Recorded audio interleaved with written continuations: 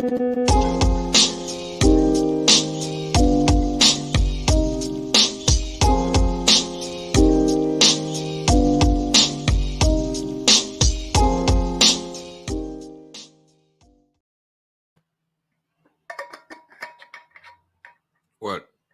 Still work. Into a new year. We are here. I've got a lovely background here from Youngstown, Ohio. This is not real, but this is actually looks like a bar, like restaurant. a Goodfellas bar or something, you know, where somebody's about to get whacked. It could be, and you never know. It could be in March. Mm-hmm. But that is what this place looks like, decorated for Christmas, where we plan to have the meetup coming up in March. Youngstown, Ohio. Goodfellas Youngstown meetup. That's right. Goodfellas Youngstown meetup. It's now deemed safe. I don't believe they're performing the Youngstown tune-ups any longer. Mm-hmm. So we're happy to go in Mob Town. Mob Town. Or Crime Town. I forgot what the nickname was for this place. I think Crime Town, USA. Is it? I think it might be Crime Town. Mm-hmm. I don't know. I'll have to consult the local. So, how was your New Year's? Like I said, we're pinned down. It's not really New Year's. You're pinned down. You can't go outside for maybe 11 hours to 8 hours because of the gunfire.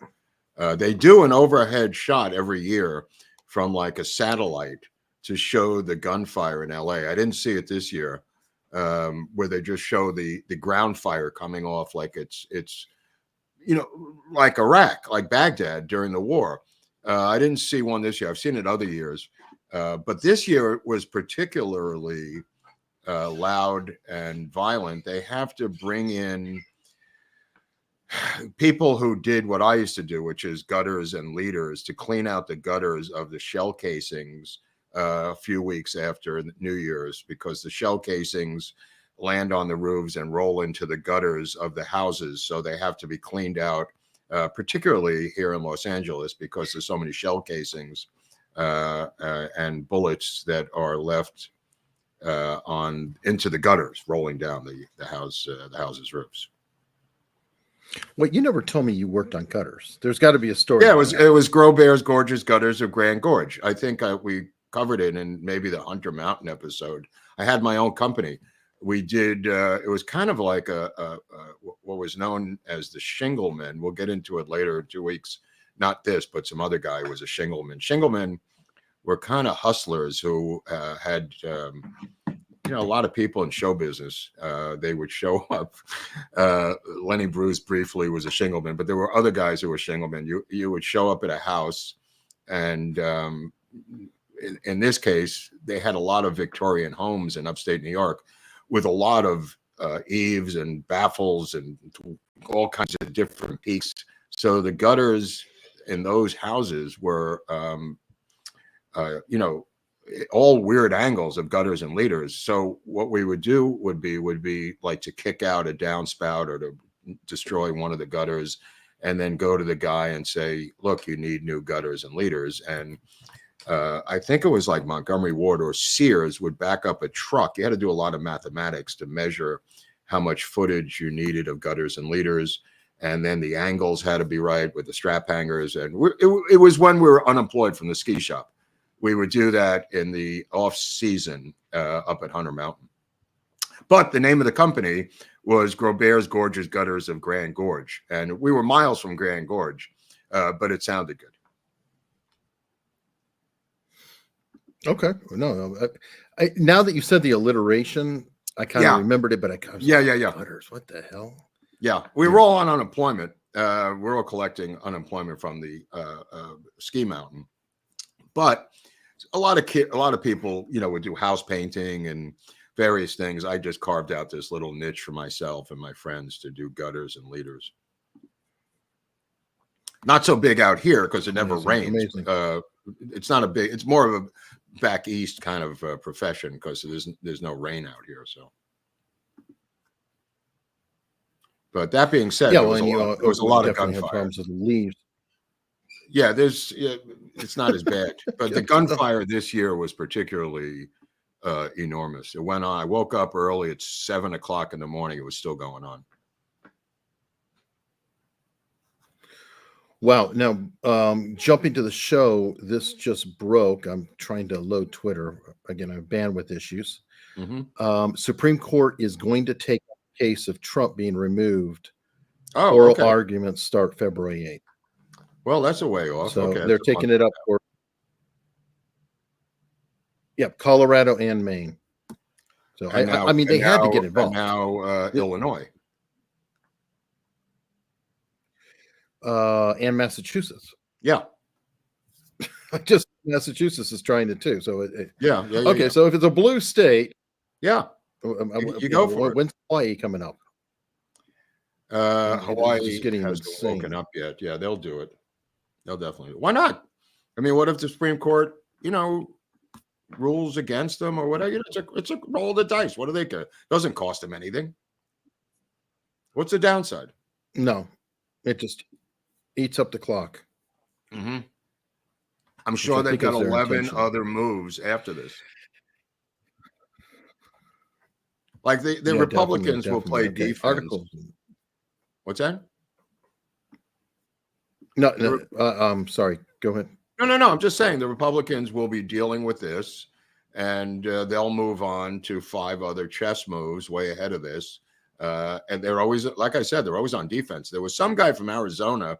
I sent you a link from that Rob Schmidt show. Whoever this guy Rob Schmidt is, he has a great show every night on Newsmax. And he had on a guy from Arizona. I think it was a state senator who had a great little rant about how they're always on the defensive, Republicans, and they're never on the offensive. He was one of the guys trying to ban Biden from the ballot in retaliation for the Trump ban. And he says we have to go on the offensive. And I said, wow, this is the first time I've ever heard someone else say this. Yeah, no kidding. No kidding. Okay, that finally loaded. Sorry, I'm having bandwidth issues loading articles and things like that. But okay, this is one of the articles you gave me to put up today. Oh, yeah. What's going on here? Yeah, there's a TSA woman, and she was forging documents. She was arrested today. She's one of the heads of the TSA. Some black woman out of, I think, DC or whatever the deal was. They have a lot of problems, trying to run things. And the TSA is so wide open, I think, and regulatory that she was forging her mother's name to get the benefits. One of those stories. Lovely. So the TSA, who's in charge of checking us for smuggling and whatever else we might do. The person in charge, I guess she's qualified to look since she's a scam artist herself, right? Well, they had an article. This is a couple of years ago. The TSA people in LA, they were taking everybody's shampoo and everything else, that you had to carry on. They were throwing it in the garbage. And then the TSA agents were taking it home every night to Compton and to Inglewood. They were going through and taking it home. Every single piece that they removed from people's baggage. Oh, I'm not surprised, dude. Last time I traveled, I had, obviously the most dangerous thing of all, an entire tube of toothpaste. And I did not realize, but they, stopped me, searched my bag, pulled it out, held it up, displayed. It's a fraudulent operation. They keep going through your bags and stealing stuff left and right. I mean, these are not even the level of Sears Roebuck security guards. I mean, the one guy who's qualified is probably the X-ray technician who's looking at the bags, and the rest are just enforcers, muscle enforcers. I agree with Trey Hammiter here. Eric's bandwidth needs to get off its fat ass. That's funny. Well, if you turned off some of those lights in back of you, might have some more electrical juice, but I'm not sure if that matters with bandwidth. No, has nothing to do with it. It's unfortunately just whatever's in the room. And well, my favorite story, of course, which is everywhere yesterday, is the counterbalance Trump taking $5 million from China equalizing his corruption with Biden. This story on every single liberal leftist channel, website, news publication, simultaneously linked, simultaneously released yesterday, showing that Trump took money from China just like Biden. So it's a draw, which is what they tried to get out of the story. He took $5.1 million, not for corruption, which they didn't say, but for the Chinese renting hotel rooms around the world of Trump hotels. It accumulated to $5 million totally over 4 years. And what they neglected to mention was Trump donated all the profits to the Treasury Department. They left that part out. And Trump had turned over the control of the hotels to his children. They left that out. And Trump made a point of this, which was cited by the Associated Press and CBS News at the time, which they left out.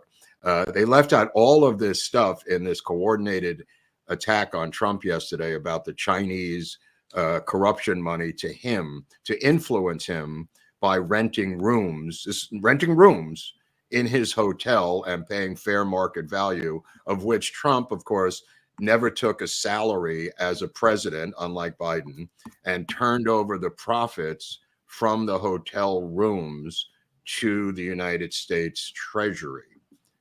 Again, left out by and I mean, there was 250 news sources yesterday running this story simultaneously, Eric. Every single channel, nonstop. Trump took $5 million, which is, of course, chump change. And this is over 4 years of Chinese renting random rooms around the world in various hotels. Some of them Trump, some of them not, obviously. But the totals he donated after paying for the whatever it costs to run it, he donated the rest to the United States government. Wow, insane. Okay, I have a theory about it. I wonder if they ran this nice coordinated story because the other coordinated story they wanted to run through didn't pan out. It seems that the Epstein logs really haven't done anything or smeared Trump, Mr. Clinton. Yeah, I mean, there's a bunch of weird people on there, but I mean, if you think about Stephen Hawking, like, what is he doing? Is he going to an orgy? By the way, Chappelle talks about that guy, the congressman yesterday we mentioned in the wheelchair, the Republican congressman. Divine? No. Condits or. Remember, he was in a wheelchair and he said there was cocaine and orgies. He lost his seat. Oh, Madison Cawthorn. Matt, one of the great names of all time, who should be a movie name of Tom Hanks in a comedy. But he met him in D.C. and I saw the Chappelle thing last night. I highly recommend it. There's only one or two anti-liberal lines in the whole show. 99% of it is anti-woke. And there's a lot of, it's only an hour, but it's in DC. So he talks about this guy, Cawthon, going to these orgies. And he says, who invites a guy in a wheelchair to an orgy? He says, are you kidding me? This guy made up the whole story. And then I thought about Stephen Hawking with, Epstein Island. Like, what is he doing there? What kind of orgy stuff is Stephen Hawking doing? And of course, there's plenty of people on there who have nothing to do with any of this stuff. So it's Dershowitz famously has proven that the girl recanted. He went to court against his arch nemesis, David Boies. David Boies, of course, who famously defended the owner of the Dodgers' wife in a divorce settlement out here in LA, a scurrilous attempt. David Boies, of course, representing a bunch of these girls who are now in their late 30s, which started the ball re-rolling on Epstein after the case had been adjudicated. It was a double jeopardy situation, in my humble opinion, because he had already done the jail time and done everything else. How they reopened it legally is a story for another day. But he represented a lot of the girls from the island who wanted to get paid, and so did Boys. It turns out that number 8 on the list with a bullet is David Boys. So, who was Clinton's attorney, by the way. So I just found that to be ironic. I mean, he went to war with Dershowitz over this, trying to get Dershowitz disbarred, and then Dershowitz trying to get him disbarred. Dershowitz was fierce about his defense, and a lot of the other people, like Stephen Hawking and others, I'm sure, didn't have anything to do with any sexual hanky-panky. Oh, I have no doubt. I mean, not everybody down there is there, but one of the, I forget the number on the list. There's a guy on the list, and I hate to say his name, who probably was involved, and his name, sadly, is Rob Reiner. I've tried to find verification on that, and it seems to be uncertain. Like the Adam Schiff thing that's going around, apparently that was put out by a satire website. So I hope Meathead isn't caught up in that mess, but it's couldn't happen to a nicer scumbag. And by the way, back to the Chappelle thing, the opener, I haven't seen the whole thing, but the opener. Well, Eric's barely here today, so I'm going to do a separate show while he's frozen. Let's talk about, is he coming back? Let's discuss some of the Chappelle show of last night. There is a story that he tells about Nas X, whoever that, you know, this guy, Little Nas X. Trying to get the bandwidth here. Okay. Little Nas, there's a great story about him, and it's a very good show. It's tight. It's tight. And I'll tell you something which I remembered last night. This must have been, he talks about going to the same theater in DC, Eric, when he was 24 years old, Chappelle. And okay. Anyway, I'll talk to you people. You seem to be interested in the story. Chappelle talks about going to this same theater in DC, which is a good-looking theater. I don't know where it was. I don't know that theater in particular. But he goes to that theater, I guess, when he was 24, and there was some sort of a problem, but he had a pretty good show. It was a half hour for HBO or something. And then I remembered this story. I think it was like 1992, 93. I went to Caroline's Comedy Club in New York to support my friend Gilbert Gottfried, who was headlining at Caroline's. And everybody else was, there to see Gilbert. And there was an opening act who was really good. And I went backstage to see Gilbert, and I met the guy who was the opener. And he was like 16 years old, this guy. And I said, "Where are you from?" And he said, DC. And I said, "Where have you been recently?" Meaning clubs. And he said, "Prison." And his name was David Chappelle. He was 16 or 17 years of age, and he had just gotten out of prison for selling weed. And he was from DC, and he told me the story, which I don't have to get into here. But I said, "You're gonna be huge, bro." And he said, "I know," which was kind of confident. It wasn't that arrogant. But Chappelle, even then, was on it, opening for Gilbert Gottfried, like in the early mid 90s. So he shows a little clip of that at the end from, when he was 24 at the same club, not that gig. But he was so smooth watching a guy, and he talks about the slap with Will Smith. He talks about Chris Rock and how they toured together for the past year, which I haven't seen that show yet either. Just very funny about, and also the attack that he encountered himself after mocking Chris Rock at the Hollywood Bowl here in LA. When a guy came up on stage, a homeless guy who he said had the best tickets in the house, a homeless guy who didn't like being mocked. He said stuff about the homeless, and he had a gun that looked like a knife, and he pulled it out, and they beat this kid down so badly backstage when they got him. Puff Daddy intercepted him, and then other people came out of the audience. He said that Jon Stewart tackled him, or went to tackle him in midair and missed by a couple of feet. And he just said, all of a sudden this Jew goes flying by, and it's Jon Stewart, which was very funny. And then what happened was that the security just continued to pulverize this guy backstage. To when LAPD showed up, they were just going to arrest it. Did you see that part? Or I don't know if you saw the show, but the guy got beat to a pulp by his security. Yeah, and I think the police were, oh well, that happens. Yeah, so they took the guy away finally, and but this is ironic because of the fact that he ridiculed Chris Rock for a year or 3 months. Actually, it was 3 months for not reacting to Will Smith slapping him in the face. And he's wrestling on the ground with the guy during the show. I mean, he's going at it with him. The two of them knock each other down. They get back up. The guy starts to run. He talks about how he had all this homeless stuff in his hair, like leaves and twigs and grease. It was, a homeless guy. How he got those tickets, front row tickets, is a story for another day. I have no idea.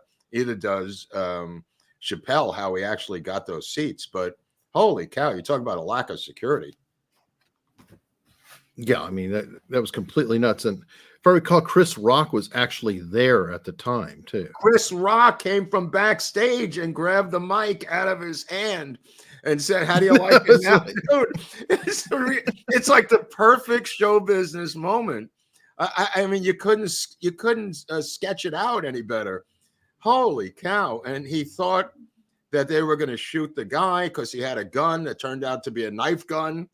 And he said it was like some sort of it was a gun identifying as a knife, which is kind of funny. He did have a bunch of trans jokes in the show. That was one of his trans jokes. Crazy. But yeah, anyway, sorry. Before I went through all the havoc, I loved his lead in to the show. It's supposed to be the opening. And I loved how he credited Norm Macdonald. Oh, yeah, that's right. He did a total Shaggy Dog lead in about Jim Carrey and the Man on the Moon. And that was a total Norm Macdonald setup. That long, and an amazing punchline. It was so perfect, too, because he has been beat the hell up about being, transphobic. Remember, they were doing the protesting in front of Netflix. And all 6 of them. Yeah. And they were, and the Netflix people were going to quit. So I love that he came out in the next special. Very first joke to me was a perfect up yours to that. Right. He doesn't do many of them during the show, but he does come back around to that later on, which is pretty funny also.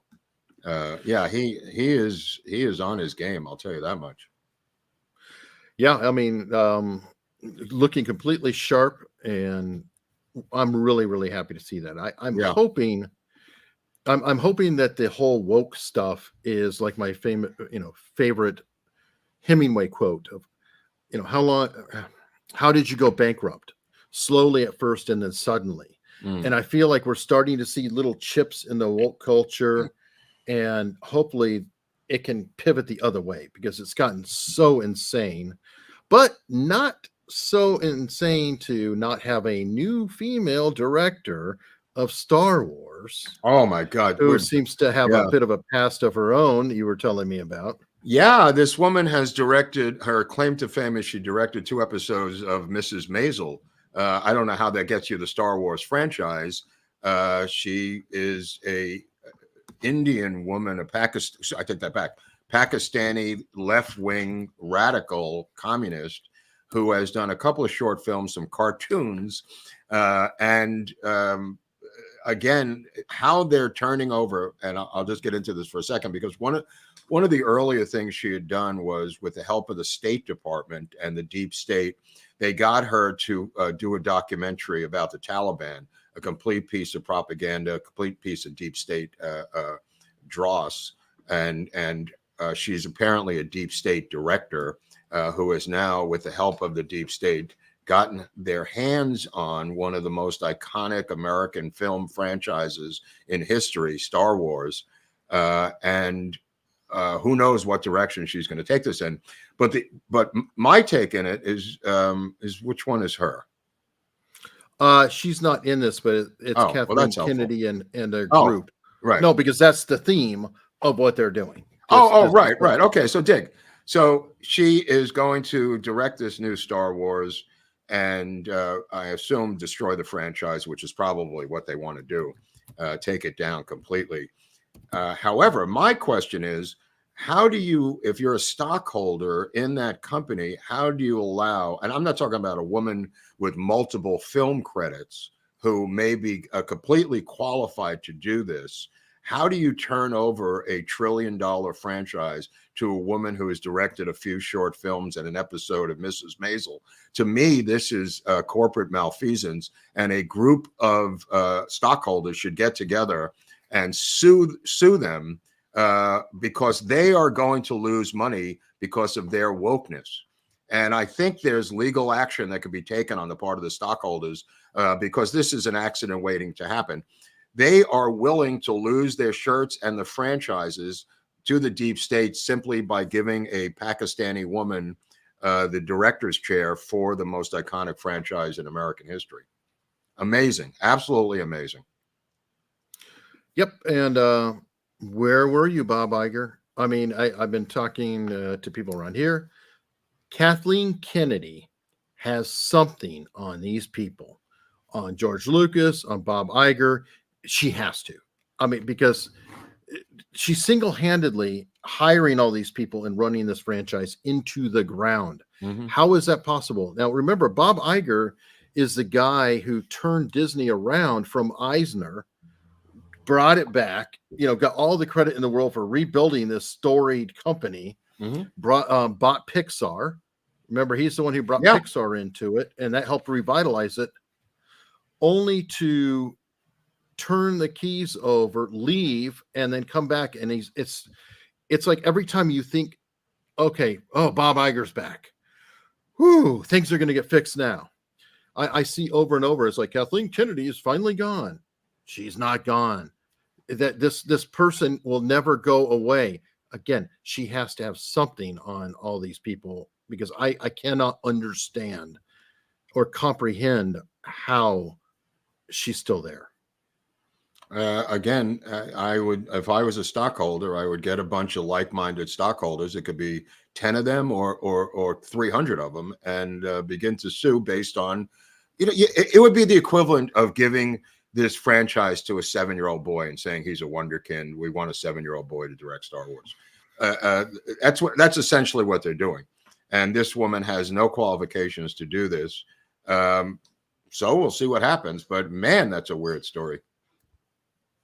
Oh yeah, but don't worry, Mark. Just go ahead and criticize, and you're a misogynist. I don't know. That's the way it works. There's other female directors who have the qualifications to do this. There's, Catherine, what's her name, who did the Locker movie, the bombing movie in Iraq. I mean, there's plenty of qualified women. She's not one of them, is my point. It's not about female or not female. It's about qualifications. The fact that she's from another planet, maybe that helps. I don't know what Pakistan has to do with Star Wars, but nevertheless, all of her films are political short films. There's one or two feature-length films, but all with Indian and Pakistani documentary themes. Bizarre choice. Which I think there's deep state fingerprints all over this thing. The fingerprints of intelligence are all over this thing. This is not something that they came up with. This is what they're being told. This is who they're being told to give it to. I have no doubt. This is a sad story. Those who watch Starsky and Hutch, one of the co-stars, passed away. Yeah, dude, it's like that's a sad story. But I mean, he had a good life. David Soul was a fun actor. Starsky and Hutch was a iconic 70s, like Chips, Eric, right? Like it was like a Chips thing. I mean, there was a bunch later. The upgrade would be Miami Vice, would be these duo, combo cop things, where they're together in these shows. Kind of brings you back also to Wild Wild West with Robert Conrad and Artemis Gordon, who I think was Dr. McCoy, if I'm remembering Wild Wild West. These duo shows, I always liked that there were two guys together in an episode in a franchise. Yeah, and that led into probably, I'd say, Lethal Weapon was kind of a Yeah, takeoff of that yeah. later on down the road. Shane Black's Um, classic script, of course. Yep, yep. yeah, phenomenal movie. Ton of fun. Okay, so you've brought this story up before, I did. and yeah, this one. And well, there's an update on it, and it's the whole Elijah Blue situation. Oh my What's God! Yeah, going I on? don't. That was just between me and you, but nevertheless, yeah, he's missing now. So there's supposed to be a day in court today about conservatorship. This involves his wife. It's a little bit more complicated than that headline because the wife is trying to get paid, and when he goes to rehab, his wife doesn't have access to any money. His wife's kind of a grifter.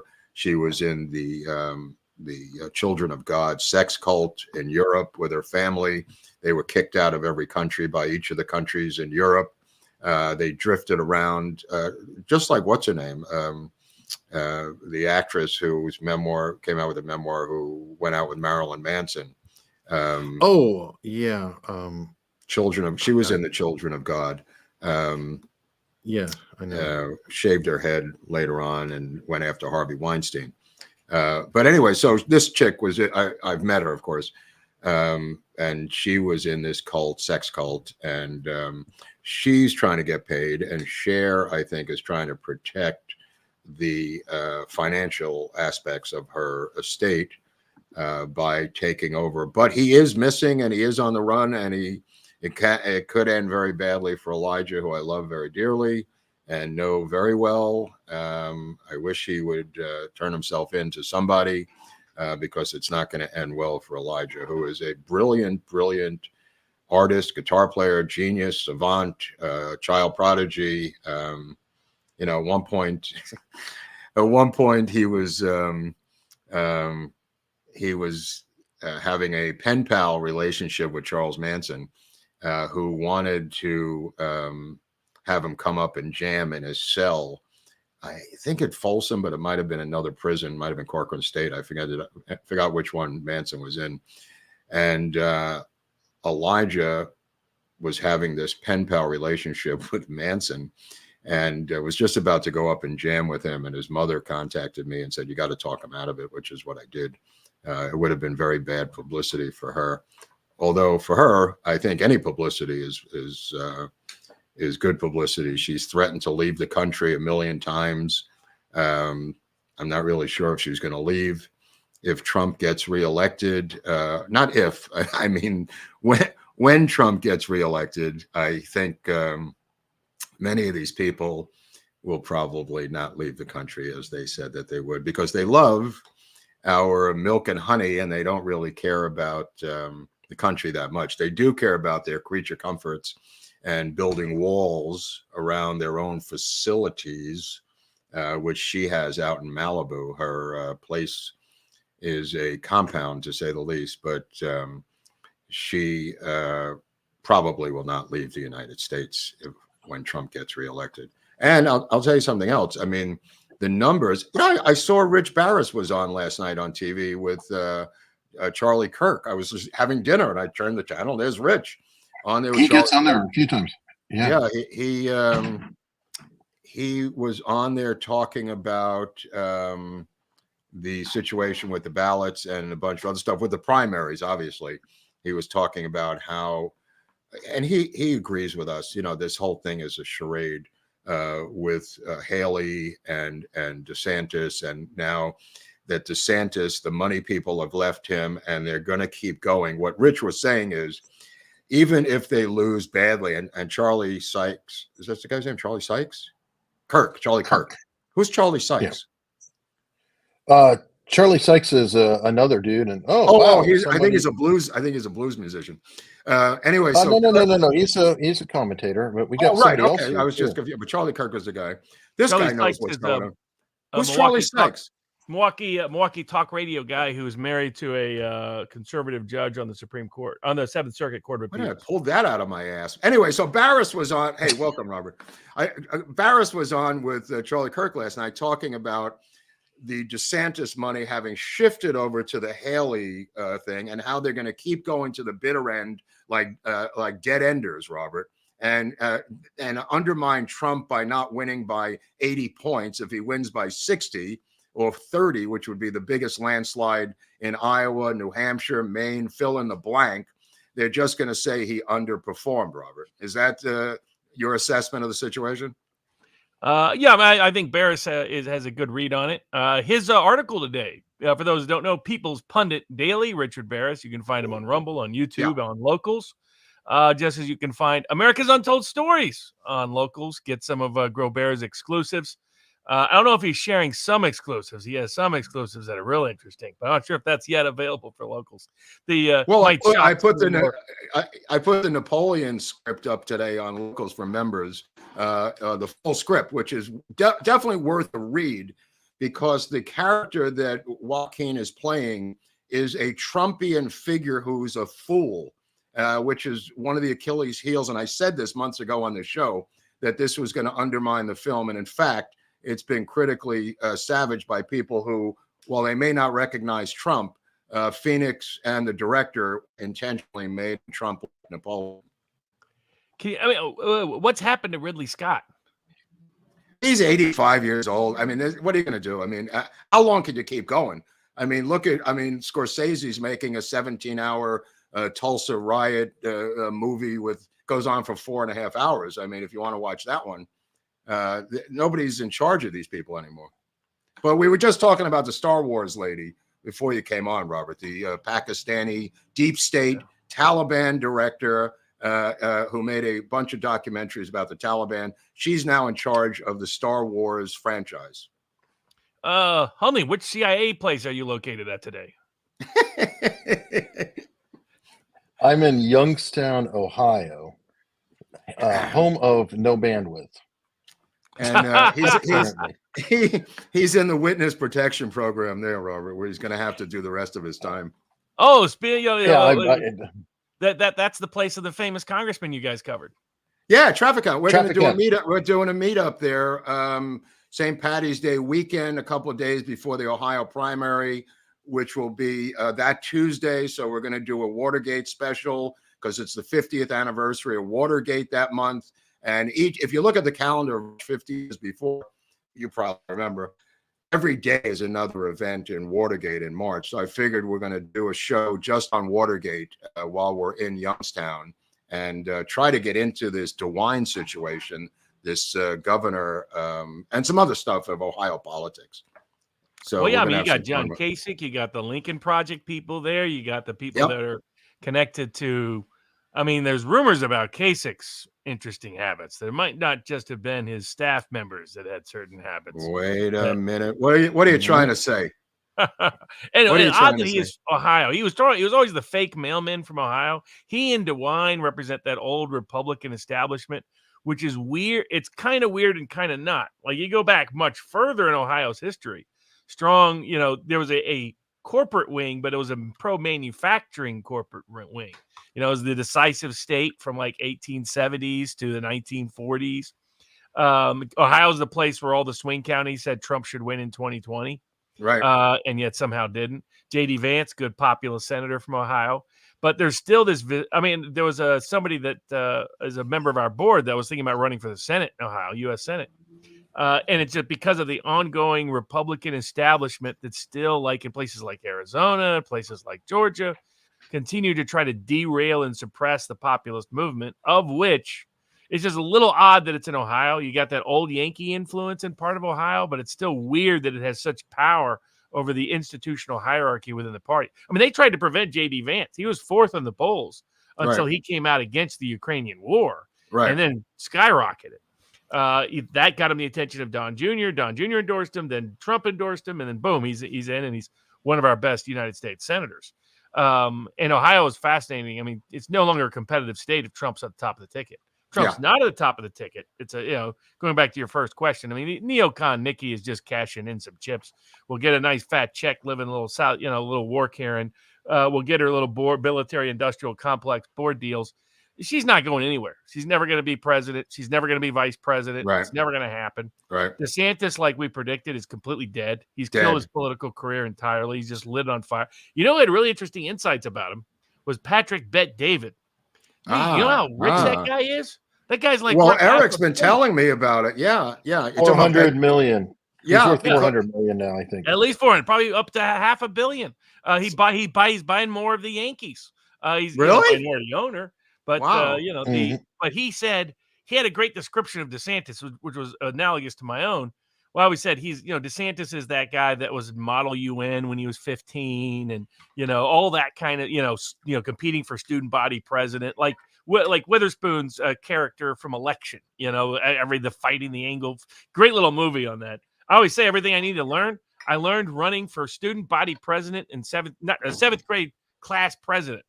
I learned everything I needed to learn about politics because I learned how you can get undermined, how you can get sabotaged, how people can tell you how people can take a nice story, convert it into a totally fake story about you.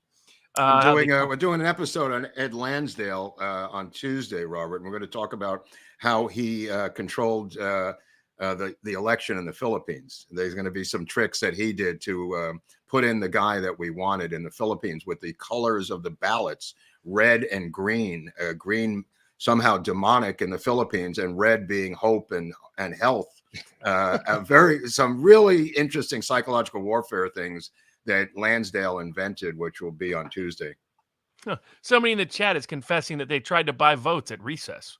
Yeah, that's a future politician right there. Yeah, or political maneuver. Do you see the Supreme Court took the Trump election case today? Finally, I saw it. Eric was talking about. I guess February 5th they'll resolve this thing. I hope it's a which will never be a 9-0 vote, but that would be nice. It could be. Yeah. I mean, politically, Democrats are actually a little bit short-sighted on this because if you take like states like Colorado, states like Maine, they're looking now Illinois, trying to keep them off the ballot. Those are states that are extreme long shots for Trump. But if Trump were actually not on the ballot, there's states that Robert Kennedy could steal from Joe Biden. And all of a sudden, Biden can't get an electoral college majority. Right. Well, that's one aspect of it. There's also the lack of coattails if Trump is not on the ballot for people down ballot. Oh, yeah. And that could definitely be. The question is whether there would be, though, if those voters are so enraged at his exclusion that they deliberately turn out and protest against it and vote for whomever he directs. If he creates some sort of deal with Kennedy behind the scenes, hey, Kennedy, I'll encourage people in these states to vote for you. You encourage your people to vote for me in some of these other states. And we can, Wallace almost brokered that deal in 1968, decided not to, got close to it. So it's more sophisticated operators. That's why you even have Bill Barr saying, "Oh, this is not the right path, not the right time. Don't take him off the ballot. Do something else." Yeah. But the nutty Democrats just don't care, and they not only want to get rid of, as Jonathan Turley mentioned today, they're trying to get a bunch of Republican House members, state legislators, judges off the ballot on the same grounds.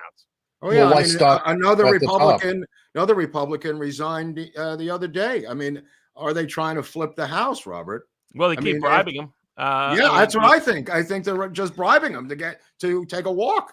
I mean, the guy suddenly gets a university president offer out of the blue. Where was the school, though? Where was the school? Eric, tell him where it was.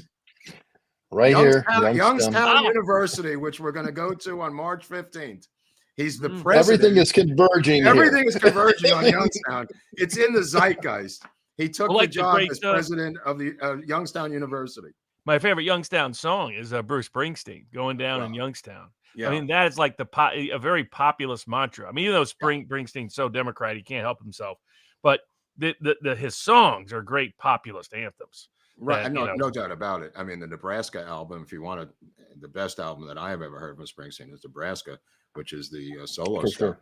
Yeah. What do you think about the movie? I think it was The Indian Runner, right? Or is that the title of it? Which one? Indian Runner was a great movie. I mean, Sean Penn directed it. Fantastic movie. We were just talking about the Chappelle special before you came on. I thought that was pretty good.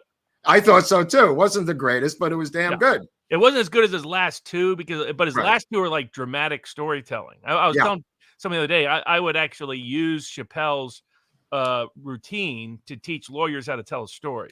Yeah. Because his ability to narrate. But this one was, you could tell, was a little bit shorter in how he put it together. Also, it was less than an hour. Yeah. Exactly. And you could tell it was a little, he's conflicted on what to say about Will Smith. Yeah. If Will Smith hadn't been black, Oh he yeah. would have ripped him to shreds. I know. That's true. But I mean, what white guy is going to go up there and smack Chris Rock in the face? Yeah, I mean, that's insane. But I mean, Chris Rock, who's they from would have been Flatbush, lynched on the spot. he would have too. It's amazing. I mean, only because of his race could he get away with that. Well, the weird thing is there's a lot of subplots to this. Gil Cates, who ran the Oscars successfully for 20 some odd years, the father of Phoebe Cates, the actress, was removed because of his race finally and replaced by this guy in a pork pie hat who had directed a couple of sitcom episodes. And he ran that Oscars into the ground. He was quietly fired after the Will Smith dust settled. And they brought in some other cats to run the production of the Oscars. This guy had never run anything. He was a semi-associate or co-producer on a sitcom, but he was black, so they brought him in, and that was the debacle that happened because of their chicanery. But Gil Cates ran a tight ship for 25 years. You know, Will Smith's Jada Pinkett follows me on Twitter. Does she? Their maid used to be my maid when I lived for about a year and a half in Long Beach. Right. She was great. She could cook, everything else. Though she did come home one day. I had this thing. It's all Michael Moore's fault. I watched those, Bowling for Columbine, all the rest, and it was about how you should leave your door open, and you look at the Canadians. They're all nice like Viva, and they leave their door open. I was like, okay, I'm going to leave my door unlocked. They just change the mindset, the mentality, stay open and accessible to the world. Right. Well, so I was on vacation. I was in Vegas, probably sports gambling. I forget what I was doing.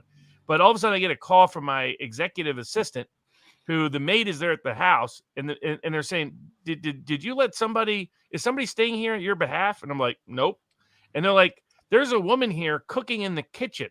And the maid came in and freaked out and ran out. It turned out like she had waited. She apparently had been like stalking the place for a while. Had just taken over while I was gone. Had laid out my clothes in places all throughout the house. Wow. Yeah, wow. It was a little weird. And the maid was so shocked she ran out. And that's saying something because she might have seen some things involving Will Smith and Jada Pinkett. Will, let's say, put it this way. Will likes to bat the way Eddie Murphy likes to bat. Wait a minute. I What was are you trying wondering. to say? Come on. I mean, that's a little secret. Fellow travelers. They're not talking about. It's like they keep talking about her cheating on him and driving him crazy. It's he likes to bat the other way most of the time. That's the little secret that's being suppressed in the whole story. Well, that whole rant about Lil Nas that Chappelle went into as the gayest N-word in America, that was hysterical. What do you think Lil Nas did to piss Chappelle off so much? I don't know. He came up to him at a party and he said, are you going to be in my video? He didn't even know who he was. I mean, there's a lot of, on a side note, there's a lot of homophobia in the black community in general. So, remember when Chappelle was in Atlanta? He was like, he was like, there's a lot of gay men here. Black men here in Atlanta. Oh, yeah. And he was playing around with that to the backstory. But same with the Latino community. Well, honestly, probably what most parts of the world outside of the West, outside of Western Europe and America, Canada, they're not that comfortable with They're definitely not comfortable with gay men behavior. There is no GLAD franchise in Gaza. Let me just put it that way. No. Even though I still love, when I first saw the Queers for Palestine, that's my favorite. I was like, that's got to be a troll. I used to make a joke. I used to have a joke. My mother was president of Jews for Hitler. She wasn't taking any chances. And now it's come to life with Queers for Palestine. I do love the people that are so obsessively anti-Israel. They try to tell me that the Jews were really in on the Holocaust. Yeah, my Uncle Murray was in on it. He was one of the planners with Goebbels and Eichmann. He's George Soros. So you want to get as close to that joke as possible. Look at George Soros's confessions on 60 Minutes when he talks about helping round up the Jews with the Nazis and the SS and selling off their furniture. So there were guys who cooperated with the Nazis. Oh yeah, no question. Who were Jews? Israel coordinated it. Yeah, still do. Yeah, it's just insanity. But speaking of insanity, Amos Miller got raided yesterday. What? The state of Pennsylvania. So we worked everything out with the feds. The judge assigned the case passes away, so there's a bit of a gap of legal responsibility. Oh. All of a sudden, the state of Pennsylvania shows up. I wake up early here because it was an early morning raid. I feel bad for the sheriffs because they don't realize they're helping these idiot PDA people, Pennsylvania Department of Agriculture people. Have no idea. It was just power maniacs. And I get the call, and so we're trying to manage it. They show up, they raid his entire farm, kick everybody out, won't let anybody see what they're doing, what documents they're taking, what food they're sampling, none of that. I finally get a copy of the search warrant, and the search warrant doesn't even list what crime he's even supposedly committed. Doesn't say he's committed any. And yet there's a search warrant, a probable cause of criminal behavior. Wow. I mean, it's a joke. The search warrant itself, it's like a single page. And the affidavit, I mean, this is what the some of your state courts are used to so much abuse of power. That's how that Oklahoma case happens, where they raid the newspaper reporter who was exposing local sheriff corruption.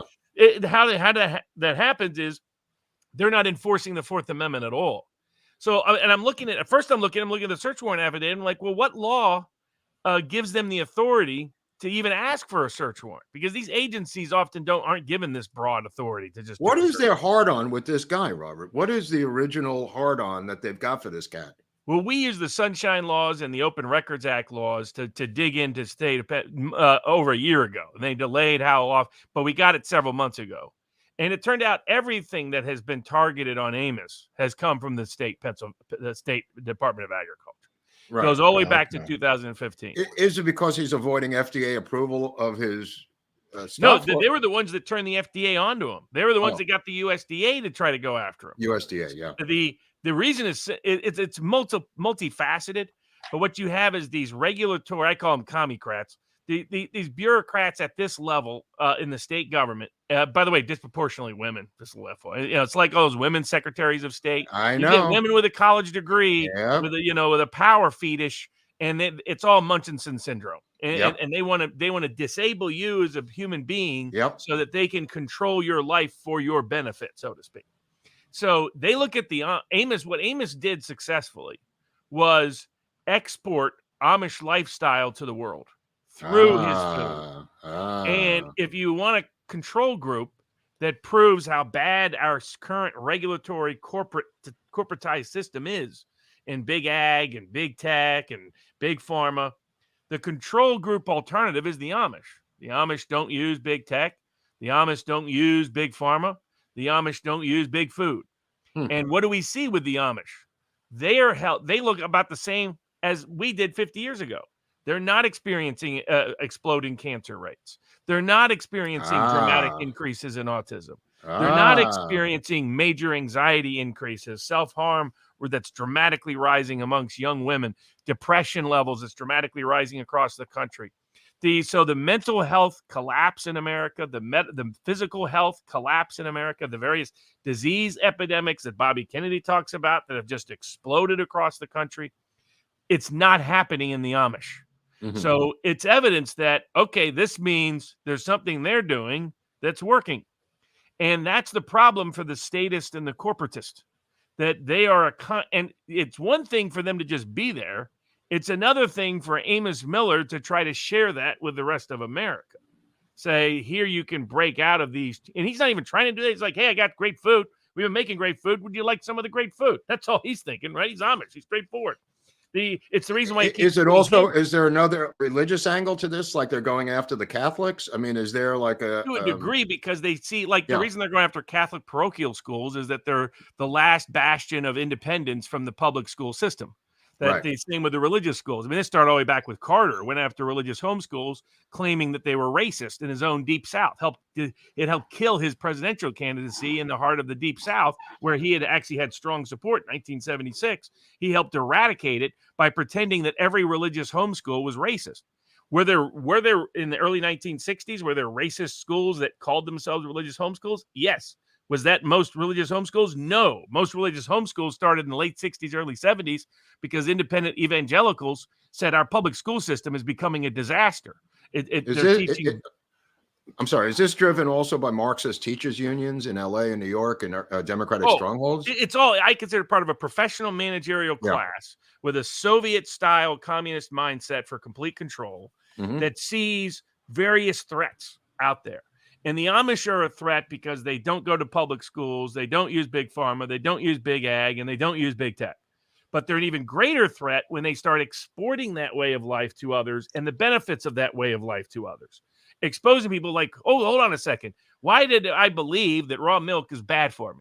Why did I believe I needed lots of chemicals and preservatives and additives to think something's not adulterated? I mean, Right. the irony of calling what Amos Miller does an adulterated product, because they went in there, they not only illegally searched and illegally seized and illegally sampled, then they illegally detained. They said they left a note saying, by the way, you can't sell anything, you can't move anything, and you can't even sample anything. So that they can contaminate the samples, bring up false accusations. That's what's coming next, because they always come up with they're going to blame him on something somewhere, because that's always the next scam and scheme to terrorize people into not paying attention. But what happens is people buy Amos Miller's milk, and they're like, this milk is a lot better than anything I've ever drank. And you feel healthier. And there's metrics by which you can measure yourself, and you can see yourself getting healthier. You're buying his beef, his meat, his vegetables, his broth, etc. And all of a sudden you're like, maybe I shouldn't be shopping at that grocery store that's trying to kill me, like it's trying to kill the working class across this country with bad processed, ultra processed crap foods, crap medicine. That's why they're trying to shove things into your body. We depend on the big doctors and the white lab coats. So they're just a living example. They're kind of like Trump in the sense that Trump didn't set out to expose the deep state. Right. Trump, just being Trump, exposed the deep state. Well, they came for him, so Exactly. I mean, he exposes it almost by. Remember Dennis Miller's joke about Ross Perot?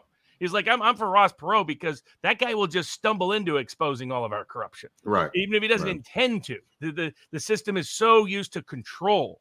So well, you're talking about food. About a year ago, I predicted that this would happen. It's starting to happen now. They're doing smash and grabs in food stores here in LA, driving cars, stolen cars with mobs of people. They went into a bakery in South Central the other night. They drove a car right through the front of the store. This is not a jewelry store. It's not a clothing store. This was a bakery, Robert. And everybody looted the food stuff, which I predicted would happen about 6 months ago. And now it's beginning to happen because the food is so enormously expensive that they're now going to begin looting food from food stores. Yeah. It's part of, if you control the food supply, you control medicine, you control what goes into the body. The way I always put it in the vaccine mandate context, same with the food freedom context, is if they control our bodies, aren't we chattel at that point? How are we indistinguishable? How are we legally, practically distinguishable at all? And that's, if they control food, control medicine, control information, then they have almost complete control. And there's, depending on what you choose as the fourth pillar for them to be able to stick us and keep us in the grid. But one of those is food freedom. Newsom is now trying to bring the entire state medical insurance under one umbrella, including Medicare.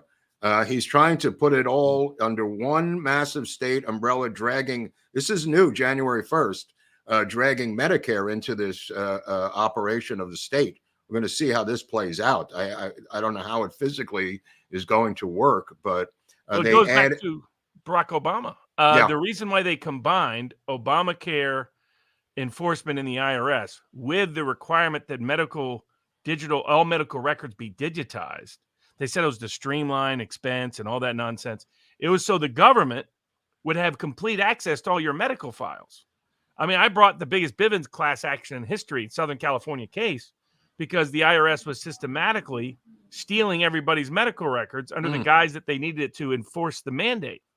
And they had every direct, I probably could have searched Mark Robert in there. They had every director, they had every actor, they had every producer, they had every Major League Baseball player, they had every judge in California. I mean, I could look up which movie director has a foot fetish. I could look up which actors had 4 undisclosed heart attacks that would make him unbondable in Hollywood. I could look up which baseball player has an undisclosed shoulder injury. I mean, it was a J. Edgar Hoover's wet dream of a blackmail file. It would definitely affect the betting line, that's for sure. all kinds of things. Yeah. And they were stealing and seizing these records in mass under the guise of medical care providing. So so we brought suit. They went after my client. My client kind of stumbled into it. I stumbled into it by defending my client. They went after him. They tried to bankrupt him 3 or 4 times. They tried to imprison him several times. And that's a whole nother story how that turned out. Well, I'm hearing that they're kicking tens of thousands of people off the EBT rolls in Southern California to make room for the 900,000 new illegal aliens that just showed up and got EBT benefits through LA County.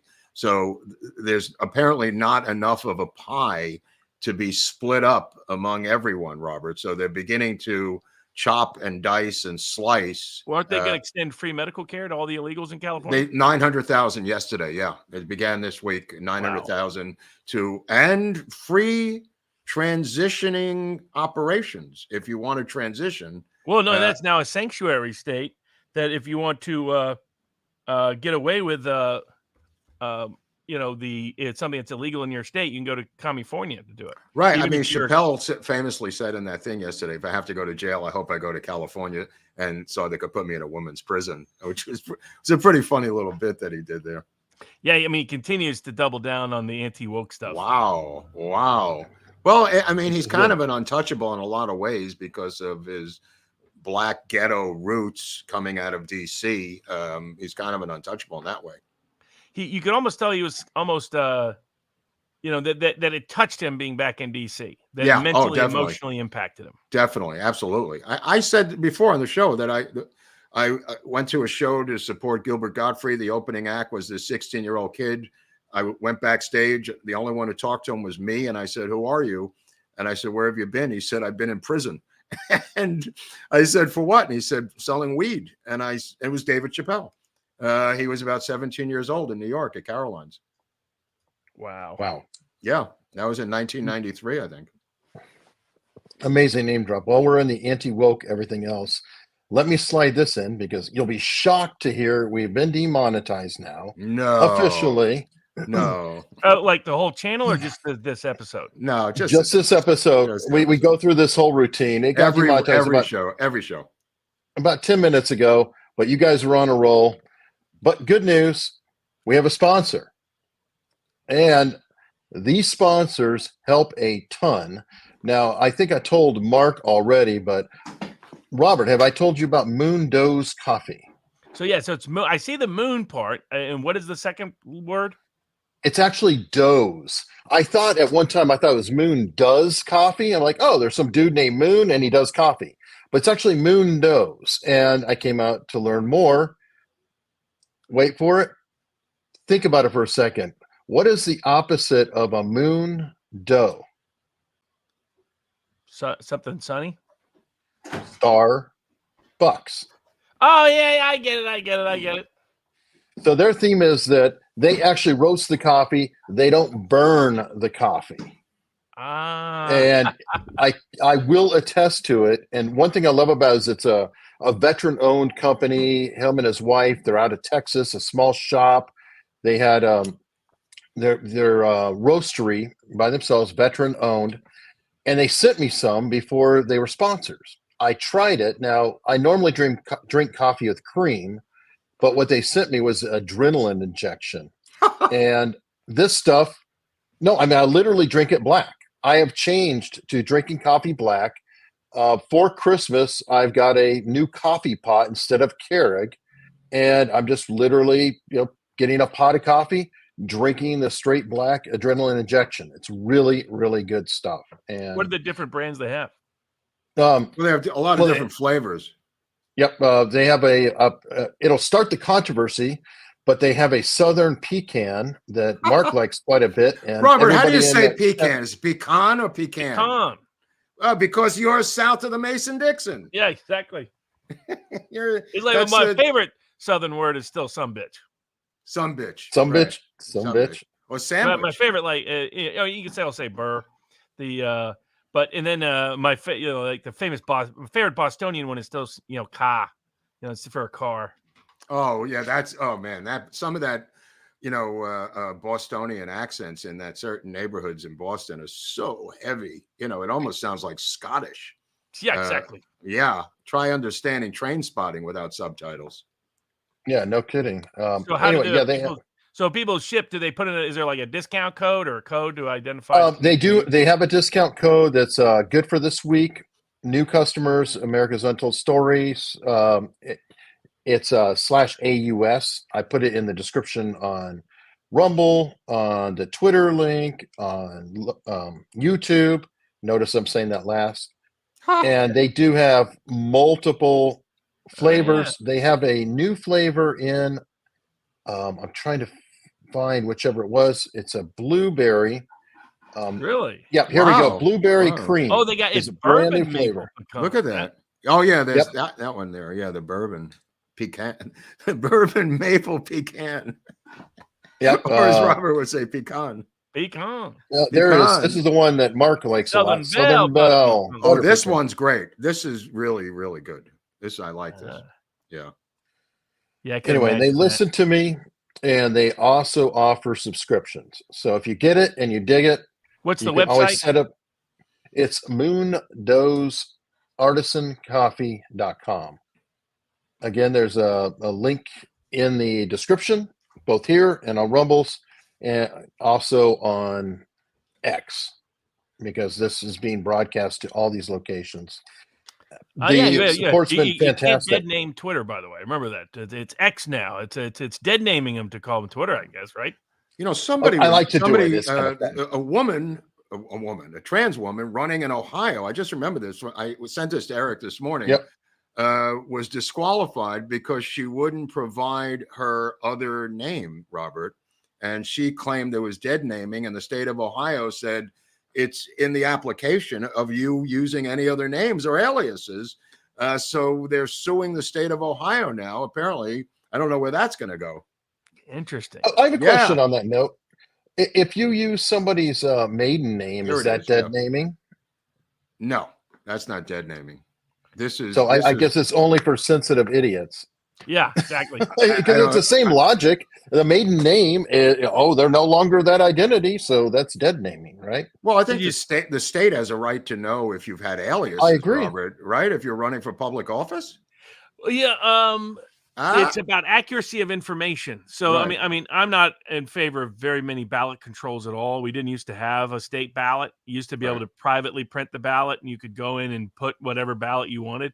They created in the name of, hey, we're going to ensure more ballot secrecy.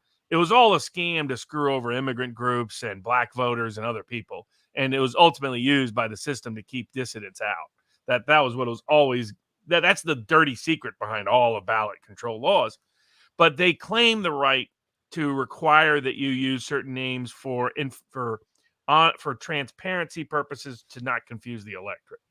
I'm a little bit of a mixed. Like for example, right now what's that independent group that was thinking about mansion running? No Labels or something like that. Oh yeah, No Labels. Oh yeah, No Labels. There's people calling themselves No Labels that No Labels hasn't endorsed, and so No Labels is suing, saying you don't get to use our label. And the question on the ballot, and then there's a question of how does ballot rules work with trademark law, for example. So I'm not a fan of all these state laws that control the ballot. I think we should have private ballots you could bring in, you could do whatever with, but it is what it is. But they have the courts have generally recognized their right to request. The fear is that somebody uses a fake name, that somebody uses or that somebody that people don't want pretends not to be that person on the ballot by using an alias. Like if I ran as Donald John Trump, right? There'd be some concerns that might confuse the voters. Well, we had a trans woman running against Schiff here last election named IB Girl. That's her legal name is IB Girl. And there's lawn signs all around Hollywood saying IB Girl versus, running for Congress. She debated Schiff and kicked his ass in the debate. Anti-war candidate, obviously, a trans anti-war candidate. And apparently now there's 4 trans women running in Ohio alone. After this woman was knocked off the ballot, there apparently are 3 others. So we'll see what happens in Ohio. But IB Girl one of the great names in American politics. Do you think Schiff is going to get the? I guess he'll probably be in the top 2 for the California Senator. He'll be in the top 2. It's a battle for number 2 right now with Garvey, and they're jockeying for position back and forth. I mean, I keep trying to plug Steve Garvey as often as I can to get his name up there. Do you think Garvey can beat him? Yeah, I think he can. I think there's a lot of movement here away from Schiff. There's a lot of negative feelings about Adam Schiff, and he has name recognition, Garvey. He really does. And not nobody, but a lot of people like him. And that might be helpful for his election here. I don't know what kind of money, what kind of war chest Schiff has versus Garvey, which will determine this thing. But, March 5th, we have an election here. One of them is, again, the DA's office is up for re-election with Gascon. He's being challenged by someone within the office itself, another moderate Democrat. There's Proposition 1, which is on the ballot, which is $10 billion for the homeless. Again, and this time, apparently, what Newsom is trying to do is use conservancy for the first time after everybody on the right has been saying it for 20 years. He's apparently come full circle and thinks he invented this to declare them disabled and take them off the streets. So we'll see where that goes. But there's a lot of loose money on Proposition 1. Which would be in the hands of Newsom's people up in Sacramento. That being said, Newsom had to cancel Christmas because of the Hamas people, and they took the tree indoors here in LA to avoid the Hamas people.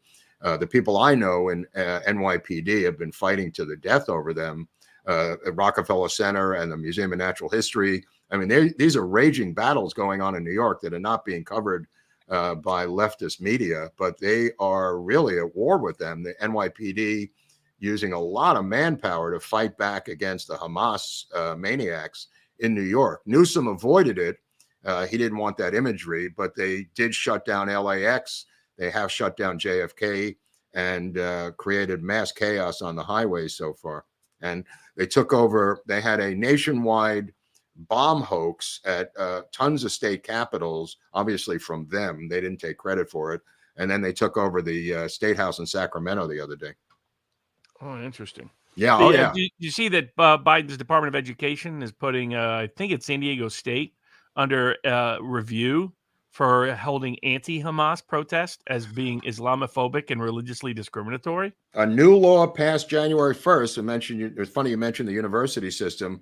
They have now used eminent domain type rationale to seize property of state universities to build projects, low-income housing projects on the university land that they have seized to begin building low-income housing projects. And it's going to be I like that idea. It's going to be at USC. It's going to be UCLA. It's going to be probably Cal Northridge. USC is already in the ghetto.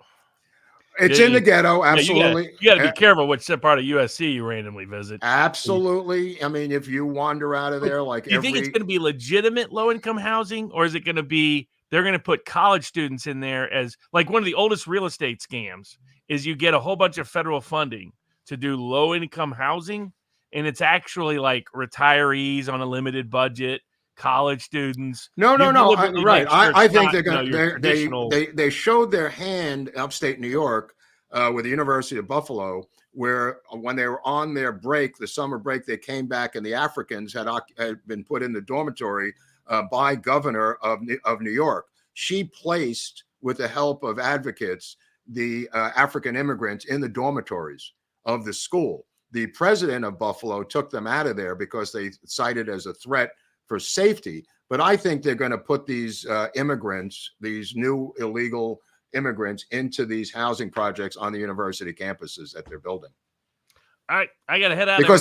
Okay, all right, Robert, thanks for stopping by. Glad to see everybody. Great to see you, brother. See you. I like that idea, by the way. Because my NIMBY thing, right? I don't know about your NIMBY thing, but the blacks are complaining about the housing projects being taken over by these new immigrants. And that voting block, they don't want to screw with. So I think they're going to build new housing just for the illegal immigrants who they've already given health care to, Eric, here in California, and driver's licenses. And the next thing is voting. Fair enough. Well, what I'm saying is that the idea of building low-income housing, et cetera, in the universities and taking their land, I think is wonderful. I always like seeing the people who are for things having to live with them. So you know that in these universities that most of the people will be like, yeah, we love low-income housing. Okay, good. Have some. Well, I think right it's on your campus. It's going to take a couple of years to build the housing, and they're going to be there, and then they'll put in more security guards or whatever. There'll be some rapes, some murders, and the usual riffraff. But at USC, as Robert knows, it's right in the hood. And every year, a couple of Asians, it's overwhelmingly Asian Chinese down there at USC. They wander off the reservation and get killed, robbed and killed. This happens every single year. And because it's in such a dangerous spot in LA, UCLA, obviously not. In West LA, it's a much different situation there for UCLA. But USC is in a dangerous spot down there. That being said, the Chinese student law that they passed in China, I think about 2 years ago, is every 1 to 2 months, the students must report to the Chinese embassy in LA or whatever city they're in, and report what they have uncovered about the American system. So it's a built-in spy network now. It's now legislated legally that they must report to the embassy every once or twice a year in the city that they're in. Figures. And of course, we'll put up with it. Anyway, we've got a ton of super chats. I'm going to have to read some from the back end of YouTube because of all the connectivity issues. I lost all the saved super chats, so I've got to read them off. I won't be able to put them on the screen, or at least the early ones. Lady Freddie gave us a super chat before we came in asking about the book Chaos by Tom O'Neill and asking if it's of any value. Any value? The short answer is absolutely. It's a great book. Any value? Are you kidding? Good book, a really solid book. I've interviewed Tom O'Neill myself, and I highly recommend definitely read that. Tanya T said the Willie story about the house fire was amazing. About Willie's house fire, getting the weed and trigger out of there. Yeah, and also putting the car in the garage. That was the funniest part of the story. How he told his nephew to back the car into the garage. I mean, that's the hustler in Willie that I was trying to explain to as best I could about him, because he had scrappled for so long economically that it was built into his psyche. Yeah, definitely. And folks, check that out. Willie Nelson, we just did the episode on Tuesday. And as Mark has said, not going to be around forever. So it's a good time to celebrate. Yeah, it's a good time to celebrate Willie while he's still cooking. Tommy Bridges said, question, did you know I saw another channel that the redesign of Dealey Plaza is being funded by the Hunt family? Bunkers, heirs, etc. Well, it's being funded obviously through private and public quasi foundations and stuff, and I'm sure they're part of it. I don't think they're particularly politically doing it. I think it's the city of Dallas with this maverick former New York architect who has laid out a design plan, who's moved to Dallas. So the whole thing's sketchy. Yeah, of course. JS said clearly the party is at Eric's. People were distracted by the background. Pasha said bandwidth issue. Tell the band to march in more rows, but fewer people per row. Problem solved. I'll try that next time I have wonky bandwidth. Okay, Pasha. PTK said Eric is searching for the one. By the way, the chat is going bonkers. I don't know if it's the background, if it's my tie-dye America's Untold Stories shirt, but they somehow have equated me to being a dentist. I don't know what the theme is, but somehow dentistry is continuously running through the chat. Weird. I have no idea what is going on, but good times. JS is saying that Hawking was a poon dog. Look at him and San Bernardino. Okay, well, I didn't realize that. And then Colonel Lansdale is making an appearance in the chat. Soon we need coverage of who Epstein worked for / paid him from above. Those culprits should be on the delete list way above Osama bin Laden. Well, I wouldn't hold my breath. Douglas Missy said, sorry for the comment. It was meant as a joke. Eric and Mark are the best. Okay. I don't know what the joke was, but I don't know what the thank you comment for the was. $20. Thank you for the $20. Mary S. Love AUS. And BTK said, just saw the puffs of smoke. Eric is the new Pope. These Oh, I guys see. are having a good time. What's going on over there? I don't know what's going on. Hopefully I can get caught up here. I'm still not to the 608. Trying to find the latest thing here. Ginny's getting inky with it. Did you see the clip of Megyn Kelly talking about Epstein and suggesting that people would hear from him directly? People would hear from Epstein directly about what? Hear from Epstein directly, period. That's kind of weird. You mean from the afterlife? Or he's still alive? I guess. I mean, What? I don't know. I don't know how to interpret that comment. I'm like, What? like maybe he wrote something down. Maybe somebody found a diary, but I have no idea. I mean, he did not delete himself. We know that, right? Well, we do know that, except for Bill Barr. And Trump says he didn't do it also to Tucker. No, well, Remember, that interview with Tucker, he said he didn't think he thinks he did delete himself. Well, he kind of put it in a weird, twisted way. And earlier, when I was having all the bandwidth problems, I forgot to bring up this story that's been coming around, but it relates to us. Disney doesn't give a damn about Star Wars, as we well know, and we are seeing, right? They're trying to run it to the ground. However, they do give a damn about Steamboat Willie. Oh, yeah. That's Steamboat Willie fell out of copyright as of January 1st. It only took it over 90 years. It was a 40-year extension. All the laws got changed just for Disney. It fell out of copyright. Guess what? They're still striking creators. Mm-hmm. YouTube and Disney are still striking creators. One of the lawyers that I have on from time to time on civil law had his video removed 3 times, is in a battle with them. So get this. It's public domain, which means quite literally, now not Mickey Mouse, but Steamboat Willie. You got to be specific. Yeah, the original. You can do anything you want with it by law. They don't own it. You could literally grab it and use it as your own logo. You can create little horror flicks, which apparently some people are doing. Some people are creating insane stuff. But you know, the first lawsuit we lost at Lampoon was Mickey skiing down some giant breasts on the cover of the issue. And we had to issue an apology to Disney and blah, blah, blah.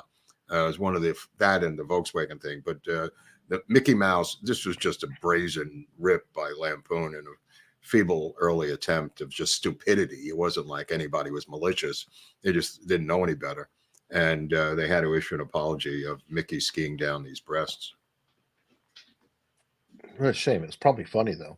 And that ties into this super chat. Mark, think what Hollywood is doing to their IP as a means to replace capitalist culture with Marxist culture? Yeah, no, I think it is. And that's why I keep saying that these shareholders ought to get together as a group and challenge this, because I think they need to head this off of the past. This is not stupidity. They're not doing it for stupidity. And even if their defense is woke, I don't know if that's a defense in court. In a civil suit saying we're willing to destroy this franchise because of some political thing. I think they've got them either way, whether it's ignorance or intentional destruction. I don't think it matters if you're a shareholder in a public company. If there's a private company, you can do whatever you want, but they're intentionally picking a completely inexperienced, inappropriate director with the biggest franchise in the world. How she's going to do this, I mean, it literally boggles the mind how she's going to be able to handle this because of the enormity of the franchise. This has nothing to do with female or male directorships. but inexperienced. What kind of screws with that a little bit and makes it more confusing is a lot of woke stuff is being driven by BlackRock and these giant investors who literally have a couple $1 trillion worth of capital with all the pension funds or whatever, and they're pushing the companies to put some of this ridiculous crap out too. Well, so's the So that- Academy. I mean, so's the Academy of Motion Picture Arts and Sciences. There's no doubt about that.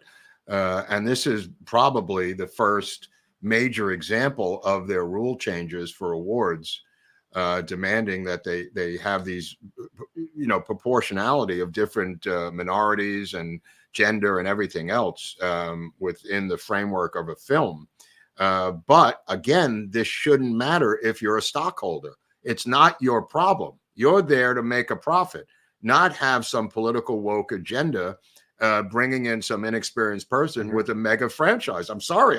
I don't, this is a slam dunk case. I'm not an attorney, but this seems like a doable case for groups of stockholders of the company. One would think, but I've given up on reality. Jenny's getting inky with it is following up saying, that's why the Megyn Kelly clip went viral. No one understands what she meant. Okay. And said she couldn't say how she knows, but could say for a fact we would hear more about him in the coming year. Whatever. And I don't follow Megyn Kelly, so it's not a big deal for me. So I don't know what's going on there with Megyn Kelly. But I have switched to Newsmax. And I'm glad that I stumbled onto this thing because now I just watched their whole lineup at night. I don't really watch it during the day, but I watched their whole lineup, Chris Plant and this guy, Rob Schmidt, and Bowling, and then another person. And it's, a great, great channel for myself to watch. I'll just put it that way. Highly recommend it, strongly pro-Trump. It's really well done, and production values are very well. Awesome. And they bring on Dershowitz and some other people. I mean, it's kind of and Greta Van Sustern's on there too at night, who's kind of balanced. Is that the one that Cuomo went to, or he went to News Nation? No. I tried News Nation. That's why I'm saying this.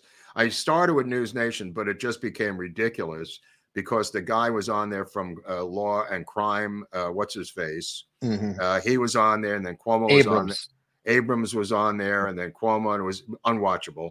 Then I said, out of desperation, I said, let me try Newsmax for a couple of weeks. And now I'm hooked. I'm totally hooked. Well, hopefully they'll replace Fox. They have in my house. Sam Witt said, have you read Mary's Mosaic by Peter Janney about the murder of Mary Meyer? Any thoughts on Janney's credibility? Highly suspect credibility. His father was a CIA station chief. Anytime I see that, a flag goes up in my house. So Janney is highly suspect. That being said, it's well written. I don't know if it's true or not true. There might be elements of truth in there. I have the book. I read it a long time ago, but she's killed by a black guy. Kind of caught red-handed, and then a black woman lawyer plays the race card in court and gets I'm just trying to remember the case itself, the actual physical murder. While she's jogging, it seemed like a rape gone bad. He gets off on some technicalities. They bring in a black woman lawyer. He gets off. There's stuff there, obviously, between her and JFK having an affair. But I kind of knew that already. That was kind of baked into it. But Janney is highly suspect because of his father.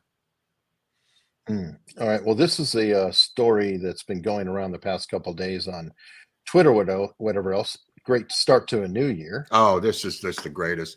I mean, the guy gets airborne so quickly. I mean, he should be playing a defensive back for Cincinnati Bengals. Oh, yeah. Cincinnati Bengals famously had 17 convicted felons on their team one year. It was about 12, 15 years ago. 17 convicted felons. This guy should be one of them as in the backfield. What a leap.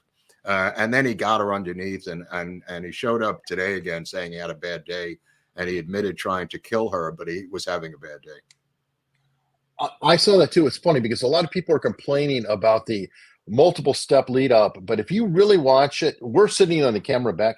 That dude was incredibly fast.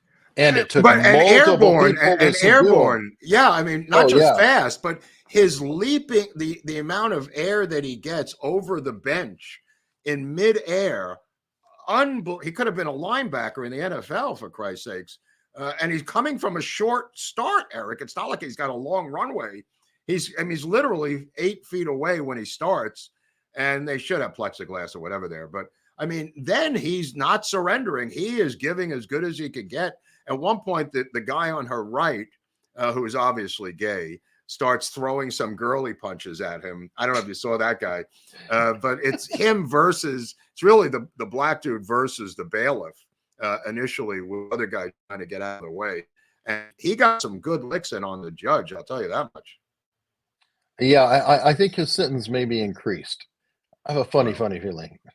Right. That was. I mean, she was about to revoke his bail. I mean, God forbid that should ever happen in L.A.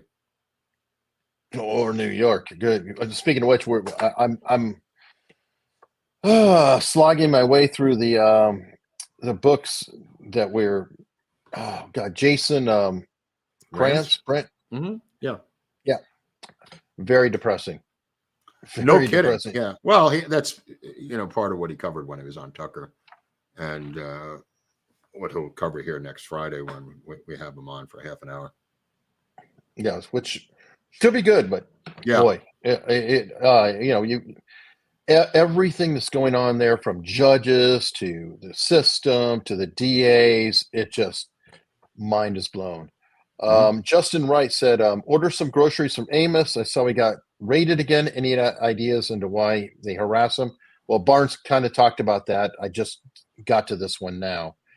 So hopefully while Barnes is on, that kind of covers that. I guess what Robert was saying is that he's spreading health. Quality food. Food. And it's have that. What Robert was saying was that it's kind of showing up the other foods, and he might be an embarrassment to the deep state, is my takeaway. The deep food state, whatever that is, deep Aggie. Yeah. And Mo Bishop caught me. I've been so hesitant about this year that I titled the show 2023. Oh, so, yes, I corrected it. Everybody does that. Welcome to the spectrum. Welcome to the spectrum. What's that thing you sent me, Chris? It's like, actually, that was pretty funny. That thing you sent me. That's a meme. Yeah. Yeah. Now I get it. I mean, there was something, we got, I swear to God, like 99.9% positive comments on the Willie Nelson episode. I was never so deeply moved, any episode we've ever done. It really was incredibly heartwarming to see the comments from people regarding the Willie Nelson episode, which was a labor of love on my part, but all of that stuff was true that we were talking about in the episode. And, some dick, like there's always a dick, who comes in, I mean, just there's always the one guy who's going to, how dare you support Elton John? And I said, listen, bro, I was talking about Bernie Taupin, the writer who was inducted into the Rock and Roll Hall of Fame. I'm not an Elton John fan. Taupin modeled his lyrics for one album, Tumbleweed Connection, on Americana and Western culture, and based it on the band's album, Music for Big Pink, which is, I said, you obviously didn't listen to what I was saying, or you would have heard that, dick face Willie. But nevertheless, there's always one guy who has to go against the grain and ruin it for everybody. But amazingly, I've never seen more warm. One cowboy was crying openly during the episode. He was telling me, one old cowboy, really touched a lot of people that episode. Yeah, I have a theory. YouTube comments can sometimes be like a down mattress, a soft with a nail stuck up in the middle.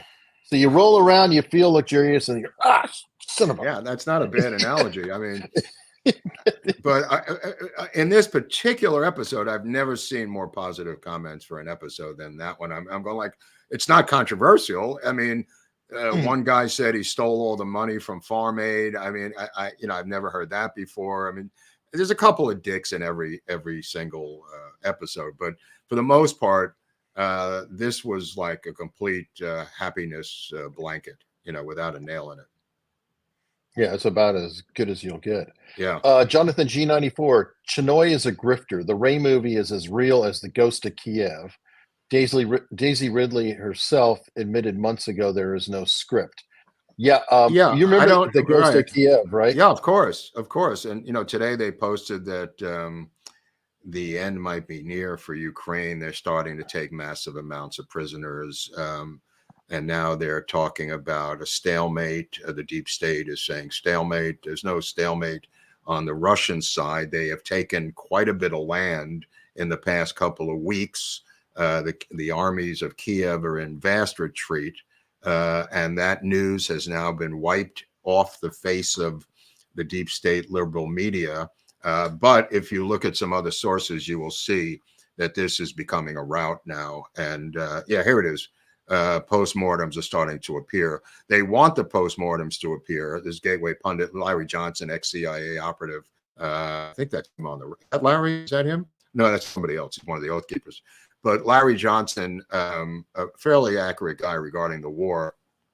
They're talking about postmortems. He's saying this sarcastically because it's coming to an end, but it's not coming to an end for the Russians who have not gotten the notice in the mail.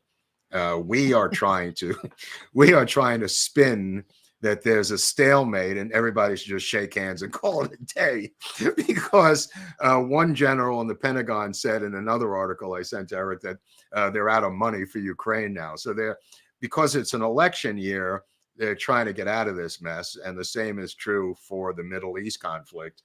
So I watched a Willie Nelson Willie Nelson movie the other night called Wag the Dog, which I highly recommend this week because it's Clintonian in nature.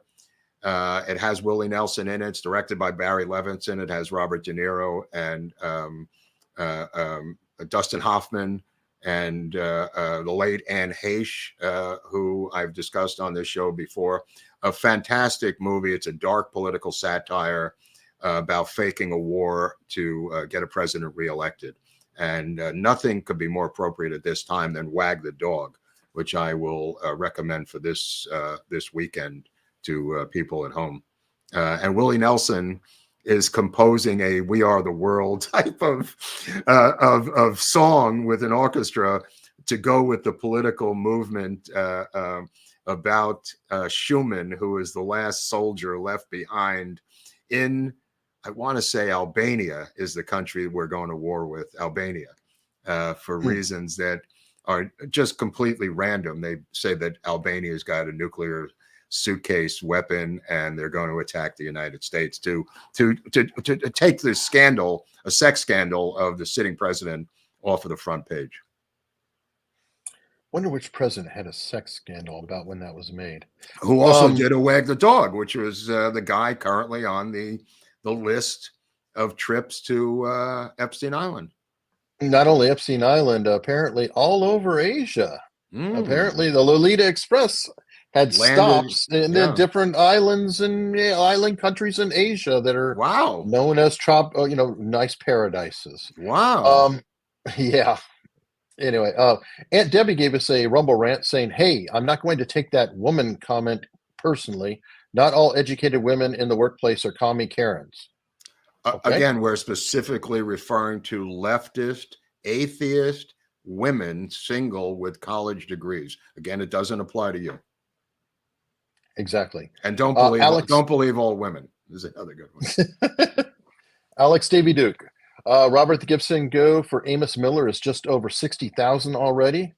Great. Who is Christopher Hume, the sponsor? I don't know. Maybe related to Brit Hume? I don't know, though. I don't know.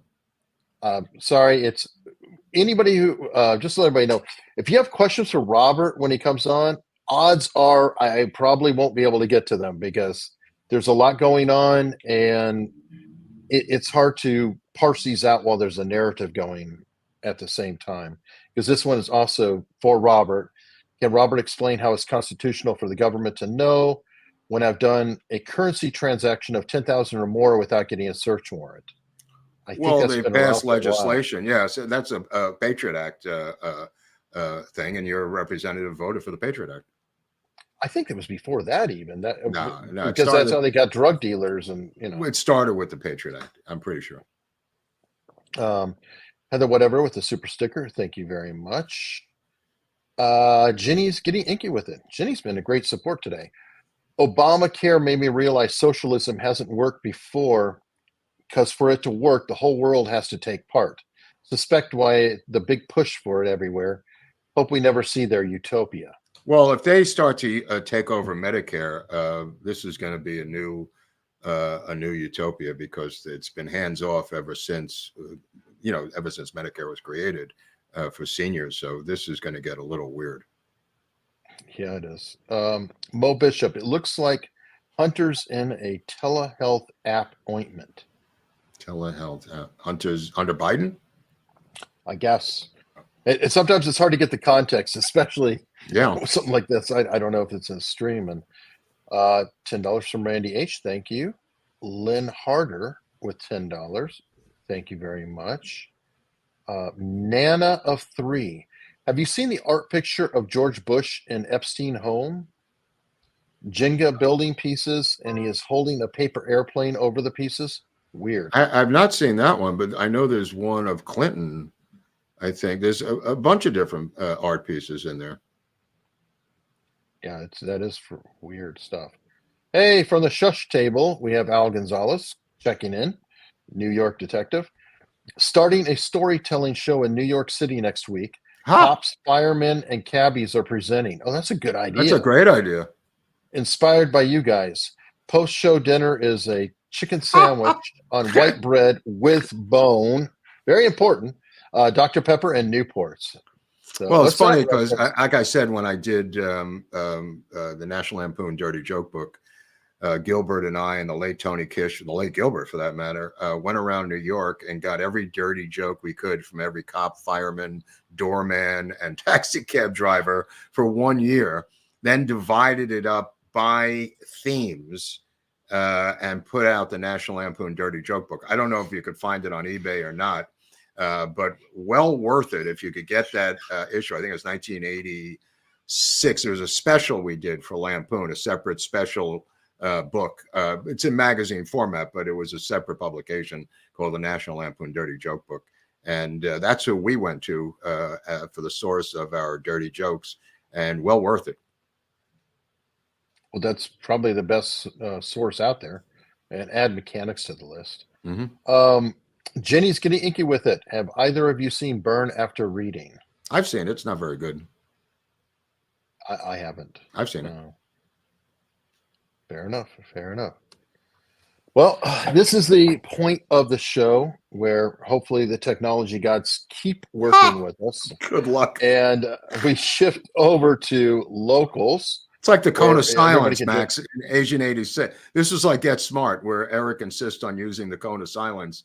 And, Maxwell Smart says, Chief, regulations say control regulations say we must use the cone of silence. Max, the cone of silence never works. Chief, the regulations say we must use the cone of silence. And that's what's going to happen here when we go over to locals.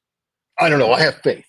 I have faith that we will appear on locals. It's going to be strong. There might be a please stand by screen up for a moment for some reason, but I hope you consider going. You before you leave these people, it's like maybe they could push the like button. Maybe they can subscribe, to the channel, Eric. Maybe they can contribute to the book fund, the PayPal, Venmo book fund. I mean, there's a bunch of stuff they can do before we abandon these people.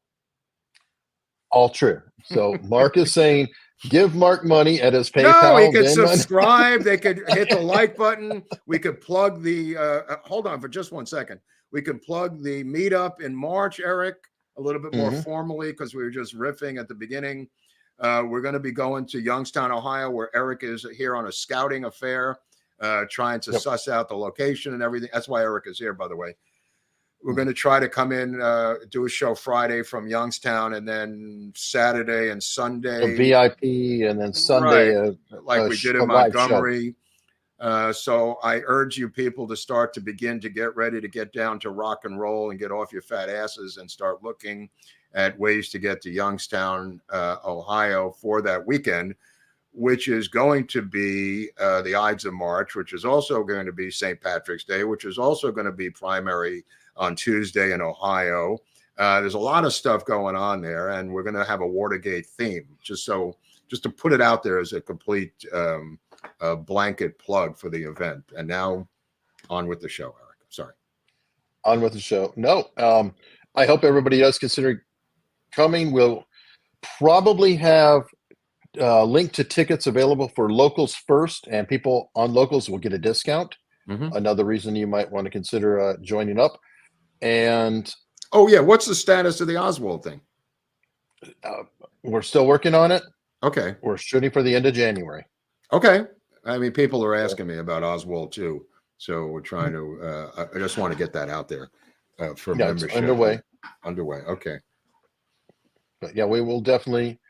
We'll have all of them out by the end of the first year, but okay, we're shooting for end of January for part 2, and hopefully then it'll speed up as we go, because a lot of the time that's being taken is to work on processes to make the entire thing go more quickly as we move along.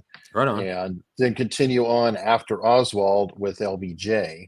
Again, Right. all of this will be on locals ultimately over time. And I hope that we see you on locals. Want to thank everybody and thank you for hanging out with us. This year is going to be nuts. And also, I want to thank the sponsor once again, Moondos. They've been a great sponsor. Consider checking them out. There are links again in all the descriptions, Rumble, YouTube. There's that coupon code. It's good for a week for 10% off of your first order. And going to head on over. Okay. Whoa.